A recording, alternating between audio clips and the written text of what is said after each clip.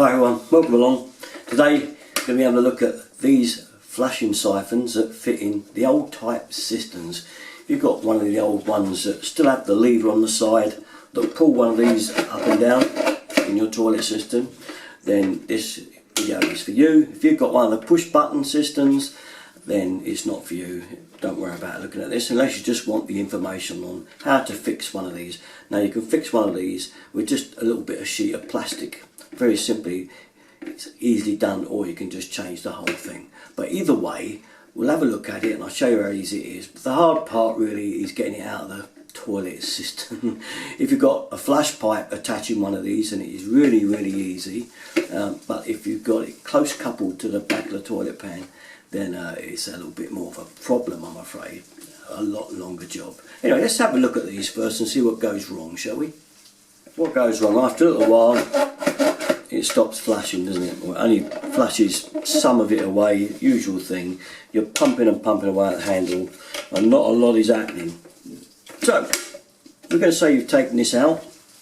Now what I will do in a minute is I'll cut this video and show you how to take one of these out of a close coupled cistern. That is a cistern that sits straight on the back of the pan. It's a bit of an old video I did a couple of years back, but I'll just take a piece out of it to show you how to actually get it off and get it out of the toilet cistern, because you do have to take the cistern right off the wall to do it, okay? But you can see that this nut here just bolts through the cistern. Now there's usually a rubber washer there. I haven't got it shown on there. It's usually a rubber washer and it sits through the cistern, pushes down and tightens up with this nut. Okay, so once that's off, especially if you've got a flush pipe one where you'll have a flush pipe nut on there, undo that, undo this nut and put it straight out. Really easy if you have one of those. But anyway, in case you don't, this is still how easy to do these things. What we've got this here. Now if I were to take this lever out, we'll show you. Get out of there, pull the spring out, that's it, we have that out. Now if I let that go, because it's spring mounted, it will pop out. Take him out. This is what we got.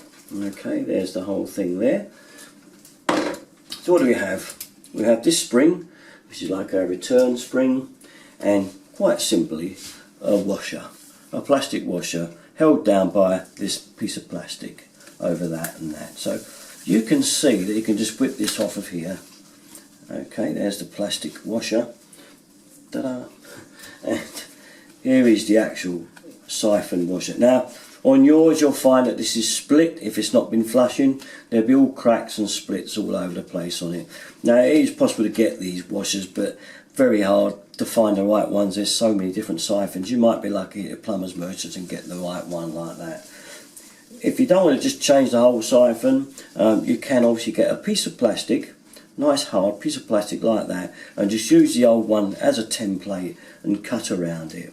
Alright, well, we'll have a little bit more difficulty cutting those holes, I know, the little round ones, but you could punch them out if it comes to that.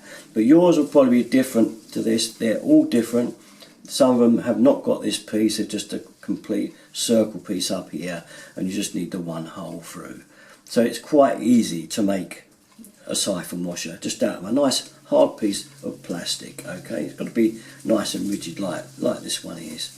Okay, and quite simply that's it. You could simply put your washer on and put your sealing ring, on this instance, back on here like so. That's held back. Get our spring, put it back on there and put this back in here. Okay, it's quite simple. Goes in like that. Once it's pushed through, your clip, push it through around there, that way, and there we are, back in business. By the way, this little hole here is our kind of short flush hole. So if you want a short flush, you just put it up and let it go. Obviously the water level drops, and once it reaches that hole, you just get a very short flush. If you don't want a short flush, you could always plug that hole up if you'd rather flush the whole lot. I mean, the other alternative obviously is to hold that up, but kids will never do that. They'll give it a flush and walk away. So if that is an annoying thing to you as well, plug this little hole up and then you will get the whole of the cistern will empty.